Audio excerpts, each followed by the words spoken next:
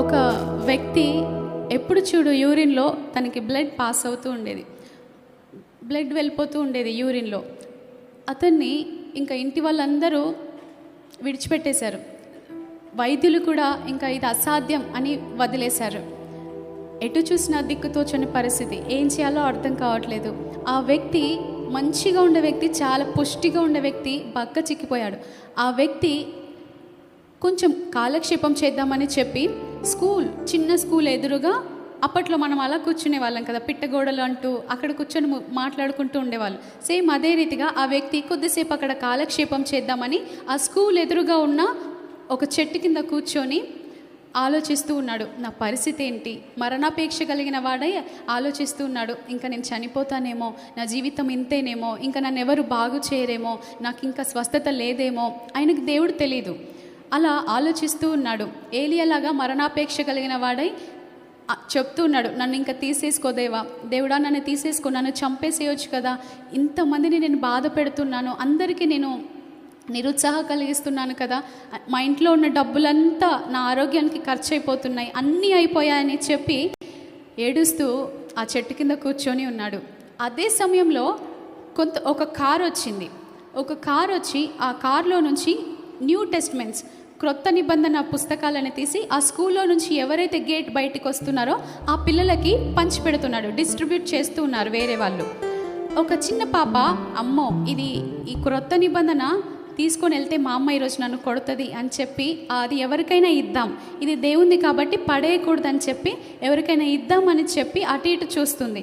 అక్కడ ఆ వ్యక్తి కూర్చొని ఉన్నాడు. అంకుల్ ఇది తీసుకోండి అని చెప్పి ఇచ్చింది. ఆ వ్యక్తికి దేవుడు తెలీదు, ఆ వ్యక్తికి వాక్యం తెలీదు. కానీ ఇదేంటో చూద్దాం అని చెప్పి ఎలాగో ఖాళీగా ఉన్నాను కదా అని చెప్పి తెరిచి చదువుతూ ఉన్నాడు. ప్రారంభించాడు. మత్తయి సువార్త, మార్కు సువార్త, లూకా సువార్త, 5 సువార్తలు అందులో రాయడం జరిగింది. మొదట మత్తయి సువార్త ప్రారంభించాడు, చదువుతున్నాడు. మొదటి అధ్యాయం అంతా ఎలా ఉంటుంది, అంత వంశావళి, వీరికి పుట్టారు, వీరి తర్వాత వీరికి పుట్టారు అని అలా ఉంటుంది కదా. సరేలే ఇంకో నెక్స్ట్ చదువుదామని చెప్పి చదువుతూ ఉన్నాడు. రాత్రి అయిపోయింది. ఇంటికి తీసుకెళ్ళి దాన్ని మరలా చదువుతూ ఉన్నాడు. ఎప్పుడైతే ఆ రాత్రి వరకల్లా మొత్తం 5 సువార్తలు కంప్లీట్ చేశాడు. ఎప్పుడైతే ఆ సువార్తలన్నీ కంప్లీట్ చేశాడో ఒకసారి యూరిన్కి వెళ్దామని వెళ్ళి వచ్చేలోపు నార్మల్గా వచ్చింది. హల్లెలూయా. ఎంతో డబ్బు ఖర్చు పెట్టాడు, ఎంతో శ్రమ పడ్డాడు, ఇంకా జీవితం అయిపోయింది అనుకున్నాడు. కానీ ఏమి బ్రతికించింది అతన్ని? వాక్యం బ్రతికించింది. హల్లెలూయా. ఆయన వాక్యంలో శక్తి ఉంది. ఆయన వాక్యం. ఒక బాబు, చిన్న బాబు ఎప్పుడు చూసినా అలుగుతూ ఉండేవాడు.